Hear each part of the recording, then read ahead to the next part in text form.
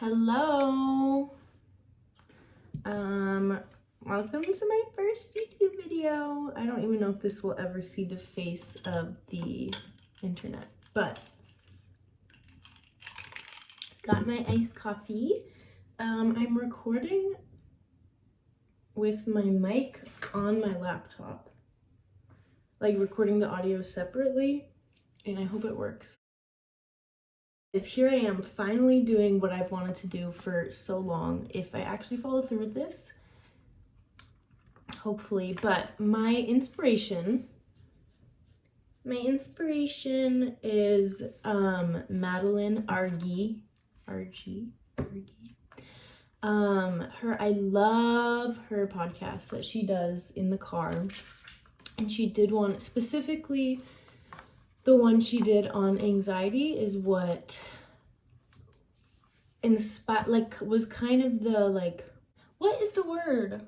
I don't know, but that specific podcast, because it resonated completely, like word for word, that was just the okay, nah, I'm actually gonna do it now. There's a word, I don't know.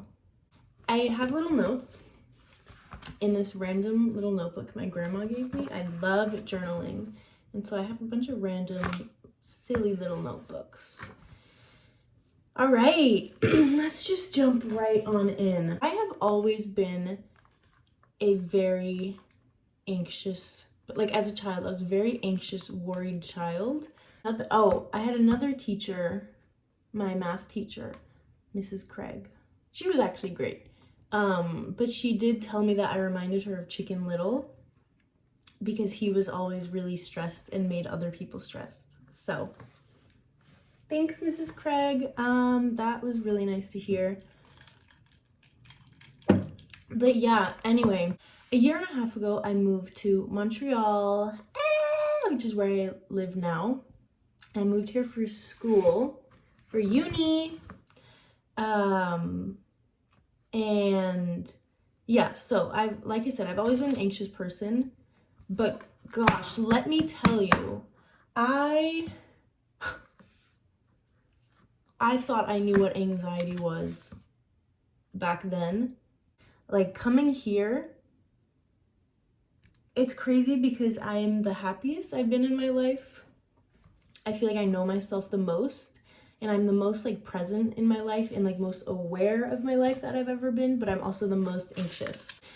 So anyway, yeah, I moved here for university in August 2021, and everything was dandy. I mean, I had the normal worries about moving here, because I moved from the States, so it was a different country. It was a big thing. It was my first time moving in my whole life, so I had all the normal stresses and worries and all that, and I was starting university, which is always a big thing, but everything was fine for a while until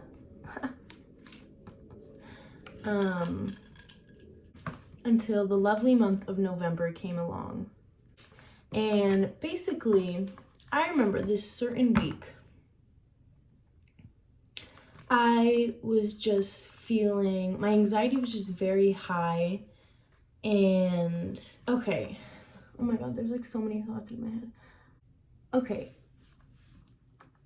to give kind of a backstory, I guess, about my history of panic attacks, my first one ever was weed induced. For my first time smoking weed was so good. No, yeah, that was the worst, actually one of the worst things I've ever experienced. I didn't know it was a panic attack at the time. I was not aware of my mental health or anxiety really at all. I just knew that I was a stressed person, but that's kind of all I thought of it.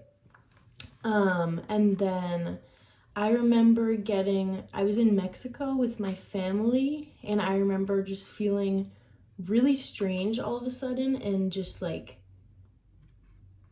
dizzy and detached from my surroundings, and I just the thought of how far away I was from home was really freaking me out, and my chest was feeling crazy, and it was I had a little panic attack now that I'm looking back at it, and on the plane going there.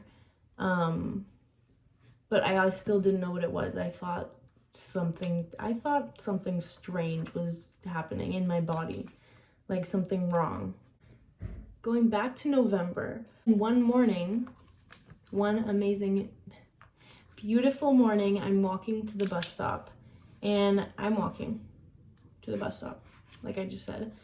All of a sudden, my vision, I notice, is really strange, and then I start to feel like I'm fake, and my surroundings are fake, and I'm in like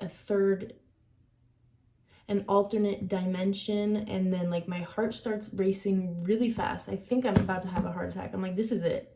This is the last you guys will see of me. I started to shake like uncontrollably and just internally freak out. Like I cannot explain how intense and bad the feeling of doom was. Like deep in my body, it's just terrible. And so I turned around, went home. Thankfully, my roommate was still home. And my roommate is also like my bestie for the restie. She's one of my best friends in the whole wide world. I was able to come home, and I like opened the door, and she kind of looked at me, and she was like, why are you back? And I like walked towards her, and I just remember looking at my kitchen in our apartment and not recognizing it at all. I did not recognize my apartment. I felt like my mind and body were so separated. It's a feeling that I cannot explain. When I talk to people about it that haven't experienced it, like I don't expect them to understand it, because it's just not something you can understand if you've never experienced it. Like I thought I was having a heart attack / stroke. Wasn't sure which one, but like my heart felt like it was like on fire, gonna actually just like rip a hole through my chest and fall out. I just felt so much fear. I just thought I was gonna go insane and die. Which, like, I'm trying to put myself in the shoes of someone who's never experienced a panic attack, and it doesn't make sense. It sounds crazy, I know. But I don't know, like I remember just looking at Judea, my roommate, and I remember asking her, I was just like, what is happening? I was like breaking out in hives, apparently, according to Judea. I was like breaking out in hives. I was shaking like crazy. I didn't feel like a human. I felt like another creature that was new to this earth and didn't recognize anything. Like, it is just the scariest feeling. Looking back on it, I feel so bad for me on that day, because I had no idea what I was in for. The next, I want to say like 3 weeks were the worst. No, next month. Next 3 weeks was the most intense, but the next like 2 months were the worst 2 months of my life I have ever experienced. Ever experienced. After the panic attack, I became like agoraphobic for a little bit. Thankfully, like it could have been so much worse. I could still be housebound now, but I was able to pull myself out of it, which I will get to. How I did that and everything. I'll explain agoraphobia in a second. If you, viewer, don't know what that is. Okay, let me just explain it now. Basically, it's when it's often connected with panic disorder, because you have such a fear of fear. Like, you have a fear of having a panic attack, so you don't go anywhere. Like, okay, this is a terrible explanation, but many agoraphobic people are housebound because that's like their safe zone. Like, they can't go in crowded spaces, they can't go in like open vast spaces, they can't go on a walk, they can't go, like, you're basically just scared of anything that isn't your home or your safe zone, you know? And So I really, those first few days and the couple weeks after, stepping even a foot outside of my apartment into the hallway, I thought was gonna kill me. Like, that's how terrifying it is, just because I was so scared to have another panic attack. And so this panic attack I had basically turned into panic disorder, because the next, I want to say 2-3 months, until January, February-ish, every single day of my life, I woke up and the first thing I thought about was having another panic attack. And every second of every day, I was on edge. It felt like I was on the verge of having one. Like, my chest was constantly so tight, in so much pain. Oh my God, this happens a lot with people who have panic attacks, but I was like, disassociation constantly happening. I was always in a haze. I was just so anxious constantly to have another panic attack that it completely redirected my life for a little bit. And once again, this could have gotten so much worse. Like, a lot of the times these types of things turns into people being housebound for years. So I feel very grateful for myself, honestly, because I pulled myself out of that deep, dark hole. But yeah, basically, so couldn't go anywhere, couldn't do anything. I could not function. It was hard to even shower because I was scared I would get a panic attack. Like, I felt the safest asleep, in my bed, asleep. Because, okay, well, I was gonna say you can't have a panic attack in your sleep, but you can actually, like, wake up having one, and that also happened during that time period, so that was not fun. But yeah, basically it turned into a very dark period and a deep depression. Ew, why did I say that?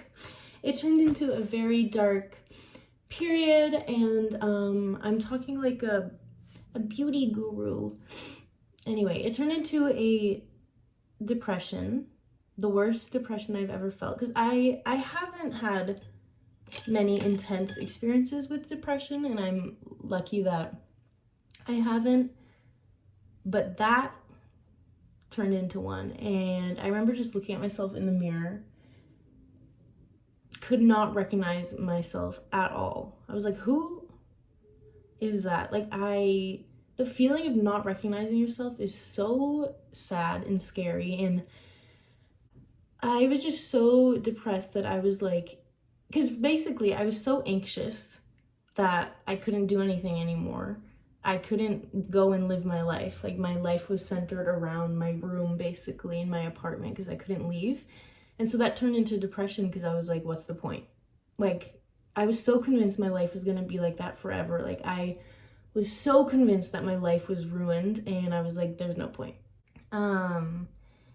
And like, the disassociation was so bad sometimes that like I just started to become scared of what I would potentially do to make that feeling stop, you know? And I think when I realized that, and I realized how dangerous it could be and like how serious it was getting, I was like, okay, this is not chill. I need to figure this out. And I remember it was so bad, like, still I was having such a hard time leaving my apartment. I remember talking to my dad on the phone and like crying and being like you have to, like, keep in mind he was in Louisiana, I'm in Montreal. That's like this. Like, that's like two plane rides. Yeah. But I told him, I was like, you have to come. Like, I can't live like this, you know? And he did. Oops. I love my dad. Oh my God. he was able to make it work that he could come and have like a work meeting here. I remember I thought that I would like open my apartment door, see him standing there, and be cured. I would just feel everything. I would just be like, I'm fine now. And when that didn't happen, because obviously it was all internal, like when I opened the door and I saw him standing there smiling and I still felt the same, that's when I was like, uh-oh, this is really bad.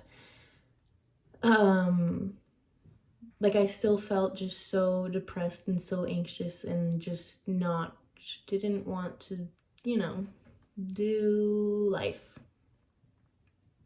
But deep down in me, I still had a little spark that was like, no, you can do this. You're gonna do this.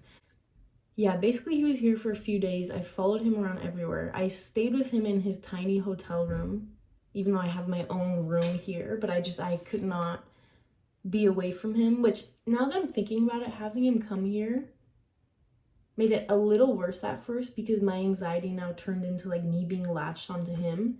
And now that he was here, I couldn't be away from him because I was like, oh, I'll get a panic attack and die. And then I ended up flying back to Louisiana with him because the thought of him leaving and me being alone here again was so scary, and I avoided it. Again, not the thing to do, which I will get into later, but that plane ride was the worst plane ride of my life. I don't know how I took a plane in the midst of all this panic. But anyway, the next following few months were, well, they, every day was a challenge, but I got through every day. And so yeah, I was home and I would go on like drives alone, which was a huge step because first of all, like handling a car while dealing with such intense anxiety and panic, and just like being away from my house and my safe spot was really hard. But I think being home definitely, I think it helped me and did not help me because I felt like safer and more comforted because I was I like don't remember that part of my life. Like the section where I was home, I'm trying so hard to remember and I genuinely can't because I think my brain has just blocked it out. But I was with my parents, so I felt less anxious in that way. But then it made it so much harder because obviously after Christmas break, I had to come back here at some point. I was literally considering not coming back for a little bit.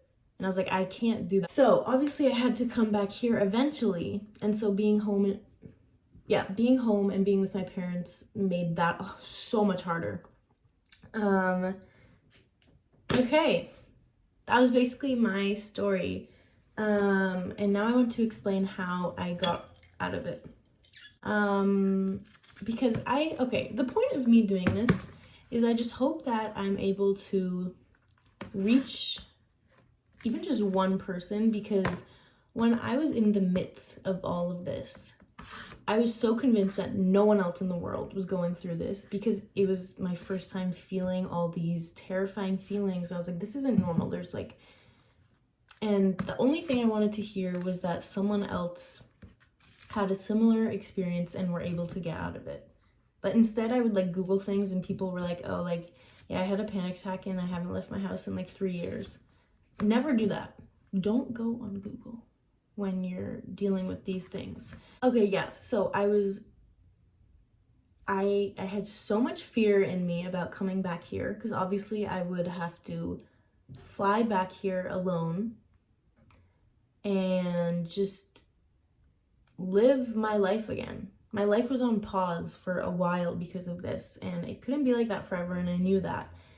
But oh my God, I was so scared to come back here because I was so convinced that I would come back here. And even though I got a little better since the last time I was in Montreal, I obviously was still, like, I still had panic disorder. I still, was dealing with all of that. So I was so convinced I would come back here and it would just return to how it was, and I would be in this never-ending loop of panic, and that it would just get really dark again. First of all, anticipatory anxiety is basically always wrong. That's one thing I've learned. But basically, the way that because now my psychiatrist told me the other day that I don't have panic disorder anymore. I just have generalized anxiety disorder with panic attacks. So that's amazing to hear. Giving myself a pat on the back because I worked so hard, and I'm still working hard. Every day is a challenge, honestly. But yeah, the thing that helped, like, if there's one thing I can say is you just have to do what scares you. You have to go outside. You have to continue your life. Avoiding anxiety is only going to feed into the cycle and make your anxiety so much worse, because picture me this. And this doesn't just go for panic attacks. This goes for all type of anxiety. So I was really scared of going on a plane to come back here and living my life here again, because I was scared to be alone. I was scared to basically relapse and have another bad panic attack and just have everything happen again.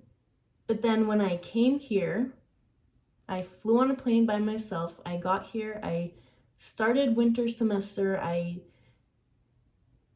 When I came here and I didn't die, like, your brain sees that and your brain is like, oh, it's actually not as bad as I thought. And yes, you're gonna still be really anxious, but each time you do something, like each day I got less and less anxious, because for so long, every day I thought, I was like, oh my God, I'm gonna get a panic attack today and I'm gonna just lose control. I'm gonna go crazy. I'm gonna die from it. And every day that didn't happen, my brain learned that doesn't happen. And then you fear it less, and eventually it floats away, those thoughts aren't there anymore. And I can happily say now that I still think about panic attacks. Ever since I had that big one, my life has changed so much, because I'm just so much more aware now of my anxiety and panic attacks. But I don't fear them anymore. Well, no, I do a little, but not nearly as much as I did. I can get through my day now without thinking about panic attacks, without feeling like I'm about to have one. I still think about them maybe every other day, but it's more of what if I just had a panic attack right now? Uh-oh. And then it just flies away. It's a very fleeting thing now. I don't dwell on it, And that's the difference. A lot of the times you have panic attacks because you're scared of having one, and you basically trick yourself into having one. It's a very intense, terrible cycle. Yeah. So if there's one piece of advice I can give, do what you're scared of. And I know it's not, when you're in the middle of this, that's not what you want to hear. No one wants to hear that because it's uncomfortable. But I'm here to tell you it's not going to be easy, but you have to accept it. And you have to accept the challenge, because life is never easy. Next thing that really helps to know is know the facts. Let me tell you that. Know the fact, okay, I did a lot of self-therapy. I think that's what it's called. I wanted to get better, which I'm really proud of myself, because I actively was fighting to get better. I bought multiple books. I probably didn't need to do that. I probably could have gotten one, but about panic attacks and the cycle of panic attacks and anxiety. This one book that I read, that basically all the terrifying symptoms of panic attacks, derealization is a huge one, when you don't feel real, your surroundings don't feel real, life just feels like you're in a dream, life feels very strange, is one of the scariest symptoms to me personally. It differs for everyone. But every symptom of panic attacks, this book gives the scientific biological reason for why it happens. Just knowing that there's like biological reasons for all these things you're feeling helps so much, because like sometimes all you need is just to know that you're not gonna go insane, you're not losing control of your life and of yourself, because panic attacks can really make you feel like that. And I urge you to research it and to know the facts. No one has ever died from a panic attack. No one has ever gotten a heart attack from a panic attack. No one has ever had a stroke from a panic attack. People rarely faint from panic attacks. Like, the percent is so low. Oh my god, a huge fear for people with panic disorders that you're gonna go into psychosis. Yeah, that's like not possible. Like, please just research the facts, because I promise it's most likely going to make you feel better. I can't promise it because maybe facts and science doesn't make you feel better, but like knowing that there is a reason for everything that I was feeling helps so much. Because sometimes when I'm really anxious and I start to kind of spiral and I'm like, uh-oh, like I could get a panic attack right now. Like, what do I do? What if I get a panic attack? Just telling myself, like, you know what? If I do, so what? I'm still gonna be here after. I'm not gonna die. I'm not gonna blah, blah, blah, whatever I'm scared of. And that helps a lot sometimes. And one thing that I'm currently like quite fearful of is not really the panic attack itself, like having another one. Like, yes, because they're extremely uncomfortable, but I know that I would get through it. But it's more for how I handle it after, because it sent me into such a bad place last time. I'm pretty scared of if that would happen again. But I trust myself, honestly, that I have learned so much about anxiety and panic attacks before. Know the facts, okay? Know the facts. I've learned so much.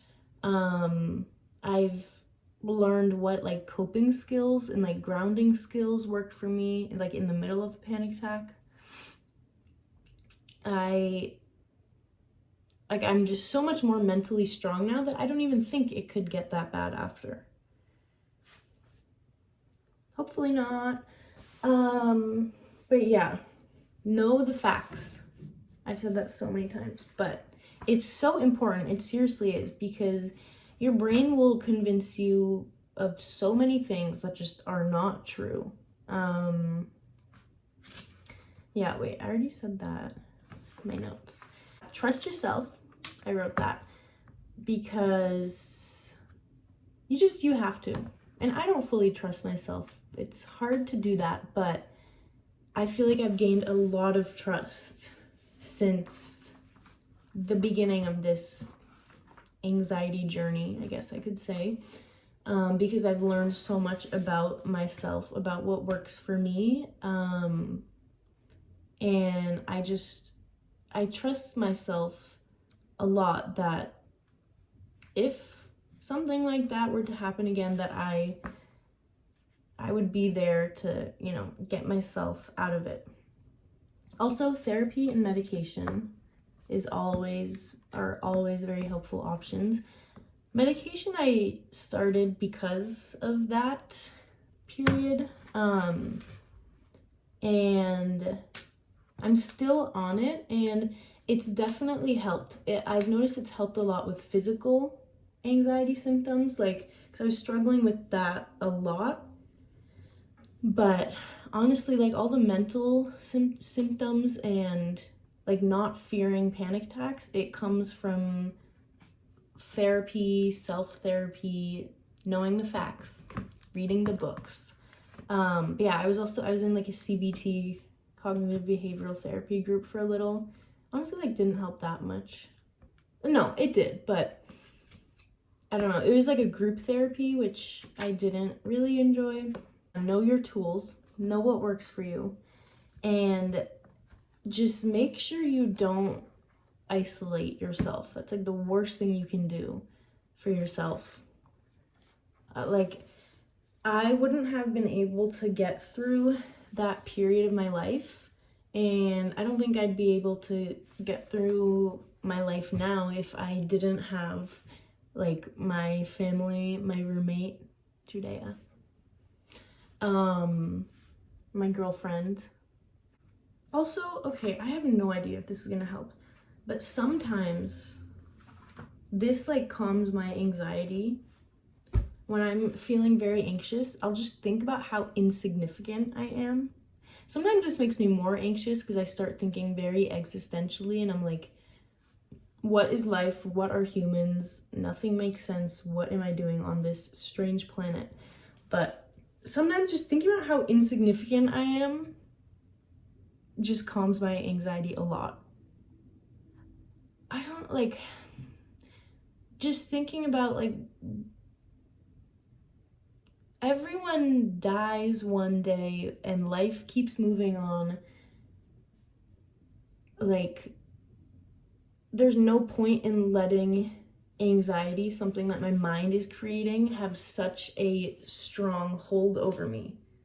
Like, there's no point. Life is so short and so much more insignificant than we make it out to be.